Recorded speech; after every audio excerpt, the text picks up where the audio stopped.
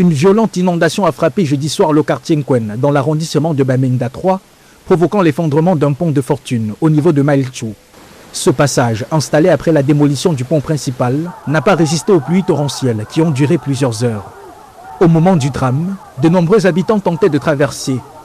Le bilan provisoire fait état de 4 morts, 3 corps retrouvés à Belofoncha et 1 à Gomham. Les équipes de recherche, dirigées par les forces de sécurité, sapeurs-pompiers et quelques habitants, ont repris ce vendredi matin les fouilles des berges et des débris, espérant retrouver des personnes disparues.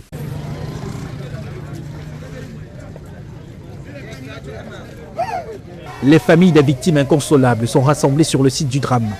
Entre larmes et désespoir, elles espèrent avoir des nouvelles de leurs proches. Face à cette tragédie, la colère monte.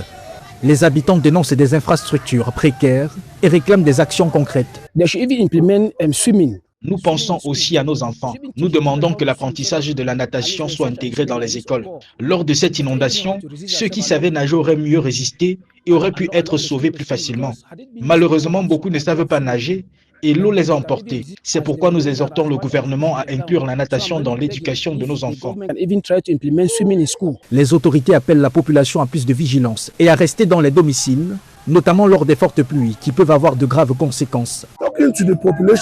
Nous appelons la population à rester chez elle lorsqu'il pleut, que ce soit les enfants ou les adultes. Lors de fortes pluies, les risques de drames comme celui survenu jeudi augmentent considérablement, surtout dans les zones fortement peuplées.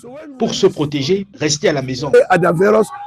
À Bamenda, les inondations ne sont pas nouvelles. Mais année après année, les mêmes drames se répètent, aggravés par des systèmes de drainage défaillants et des ouvrages fragiles.